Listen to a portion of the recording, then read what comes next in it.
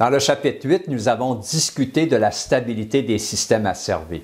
Nous avons pu déterminer les valeurs d'un régulateur PID pour lesquelles le système demeurait stable.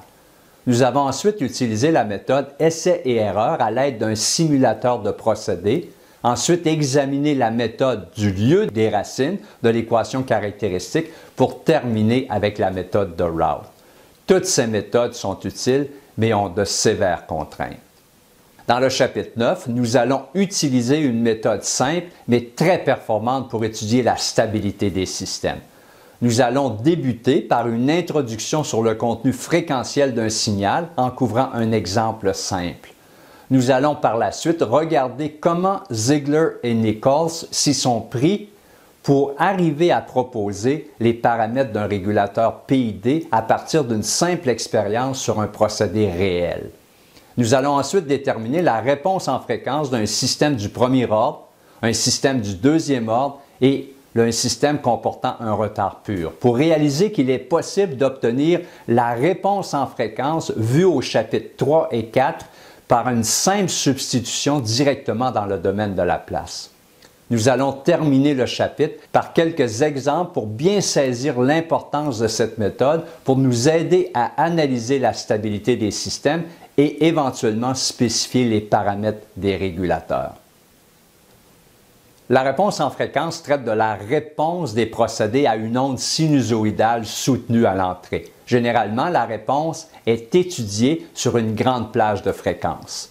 En pratique, l'analyse de la réponse en fréquence est à la base de certaines méthodes de réglage des régulateurs, comme nous le verrons partiellement dans ce chapitre, mais beaucoup plus en détail dans le chapitre numéro 10. C'est une technique très utile pour l'étude de la stabilité et de la robustesse des procédés. Il est important de réaliser qu'un signal d'une variable n'est jamais vraiment constant et contient habituellement toutes les fréquences à un degré d'intensité variable, comme le montre la figure suivante. Le contenu en fréquence du signal de la variable de procédé U, apparaissant sur le graphique de gauche, a été déterminé à l'aide de la transformation de Fourier. Le graphique de droite présente la puissance du signal sur une large plage de fréquences. Nous allons voir que certaines de ces fréquences peuvent amener le système asservi vers l'instabilité si son gain est supérieur à 1 à ces fréquences.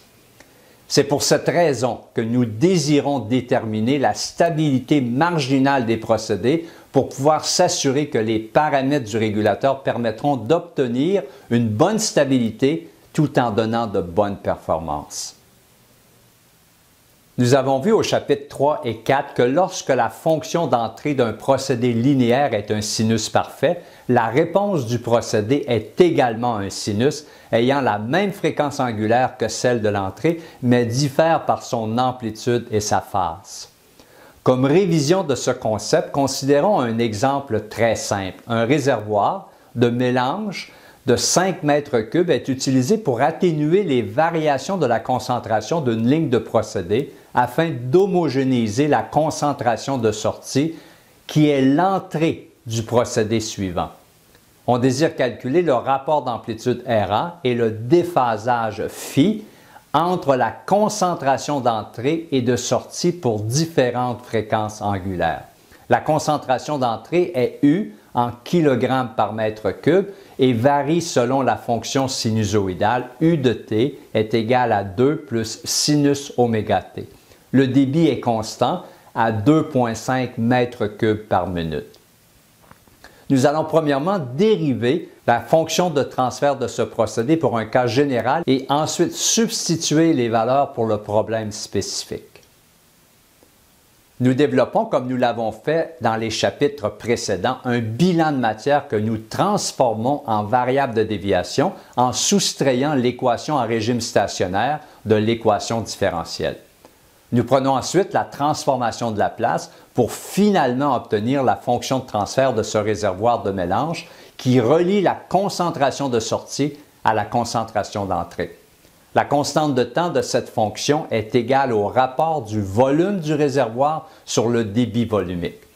Le gain est unitaire, ce qui est logique puisqu'en régime stationnaire, les deux concentrations doivent être égales. La concentration de ce réservoir varie selon une fonction sinusoïdale autour d'une concentration U0 avec une amplitude de A kg par mètre cube. En variable de déviation, la concentration d'entrée devient U de T est égale à A sinus oméga T. Sa transformation de la place, U de S, est égale à A oméga au numérateur et S carré plus oméga carré au dénominateur. Ainsi, nous pouvons déterminer la concentration de sortie du réservoir dans le domaine de la place en multipliant la fonction de transfert du procédé par la transformation de la place de l'entrée. En prenant la transformée de la place inverse via les fractions partielles, nous trouvons une équation avec trois termes. Un terme transitoire et une somme d'une fonction en cosinus et d'une fonction en sinus. Comme nous l'avons fait au chapitre numéro 3, la somme des fonctions cosinus et sinus peut être transformée en une fonction sinus seulement en utilisant une identité trigonométrique. Pour une période de temps assez longue, seul le terme en sinus demeure. La technique de la réponse en fréquence est basée sur la comparaison entre la réponse Y de T du réservoir et son entrée U de T. On peut conclure pour un système du premier ordre trois choses. Premièrement, la sortie est un sinus ayant la même fréquence angulaire oméga que le signal d'entrée. Deuxièmement, le rapport d'amplitude normalisé, c'est-à-dire le rapport d'amplitude RA divisé par le gain du procédé, est inférieur à 1. Et troisièmement, la sortie accuse un retard d'un angle phi où phi est négatif et situé entre 0 et moins 90 degrés. Pour notre exemple spécifique, nous avons un volume V de 5 mètres cubes et un débit volumique Q égal à 2,5 mètres cubes par minute, de sorte que la constante de temps, V sur Q, est égale à 2 minutes. En substituant ces valeurs dans la réponse Y de T, lorsque la partie transitoire initiale devient négligeable, nous obtenons un sinus ayant une amplitude égale à 1 sur la racine carrée de 4 oméga carré plus 1. Nous allons maintenant examiner la réponse Y de T pour diverses valeurs de oméga. Pour une fréquence angulaire faible, par exemple oméga de 0,1, comme le montre le graphique de l'entrée et de la sortie, l'amplitude de la réponse est presque identique à celle de l'entrée et le déphasage est très faible. Ce qui est normal puisque la variation de l'entrée est très lente par rapport à la constante de temps. Pour cette fréquence angulaire, le rapport d'amplitude est égal à 0,98 et le déphasage est de moins 11 degrés. En augmentant la fréquence angulaire, l'amplitude diminue alors que le déphasage de la réponse augmente. Pour une fréquence angulaire oméga de 0,5, nous obtenons une réponse exprimée par un sinus ayant une amplitude de 0,707 fois l'amplitude d'entrée et le déphasage égal à moins 45 degrés. En effectuant une vue rapprochée d'une partie de la réponse, on peut facilement visualiser comment un système du premier ordre réagit face à une entrée sinusoïdale. Un système du premier ordre n'a pas de mémoire et répond seulement proportionnellement à la différence qui le sépare de son point d'équilibre. Plus la différence est grande, plus grande sera le taux de changement de la réponse. Dans le cas d'un gain positif, si l'entrée est plus grande que la sortie, le système essaie de rejoindre l'entrée. À son point maximum, l'entrée se remet à redescendre et se dirige vers la sortie. Comme la différence entre la sortie et l'entrée devient plus faible, le taux de changement de la sortie diminue et devient 0 lorsque la sortie devient égale à l'entrée. Comme l'entrée devient maintenant plus petite que la sortie atteint un maximum et commence à redescendre pour essayer de rattraper l'entrée. Il est donc possible de comprendre que le rapport d'amplitude normalisé pour un système du premier ordre doit nécessairement être plus petit que 1. Si la fréquence angulaire oméga augmente, il sera de plus en plus difficile pour le procédé de suivre l'entrée du procédé. Ainsi, le rapport d'amplitude diminuera et l'angle de phase s'approchera de moins 90 degrés. Pour une valeur de oméga de 1, le rapport d'amplitude est égal à 0,447 et le déphasage de moins 63,4 degrés. Pour une fréquence angulaire de 5, le rapport d'amplitude est égal à 0,1 et le déphasage de moins 84,3 degrés. À très haute fréquence angulaire, le rapport d'amplitude tend vers 0 car le procédé qui réagit avec sa propre dynamique ne peut simplement pas suivre un signal qui varie rapidement. On verra plus tard dans ce chapitre que les graphiques du rapport d'amplitude et du déphasage en fonction de la fréquence angulaire sont appelés diagrammes de Bose. Cette information peut être utilisée pour plusieurs applications. Premièrement, spécifier le volume d'un réservoir de mélange pour amoindrir les variations de la concentration d'entrée.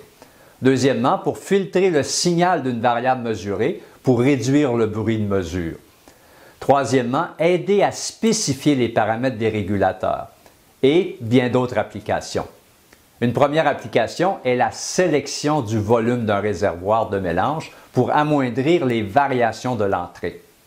Si on sait que les variations de l'entrée peuvent être approximées par un sinus avec une fréquence angulaire de oméga, et du même coup, nous désirons que les variations de la sortie soient seulement 10 % de celles de l'entrée, nous pouvons choisir le volume du réservoir pour obtenir cette diminution de la variation. Nous savons que le rapport d'amplitude normalisé RA sur le gain K est égal à 1 divisé par la racine carrée de tau carré oméga carré plus 1. Dans cet exemple, nous désirons que le rapport d'amplitude soit égal à 0,1. Ainsi, la racine carrée de tau carré oméga carré plus 1 doit être égale à 10. On peut donc isoler la constante de temps tau comme étant égale à la racine carrée de 99 sur oméga carré.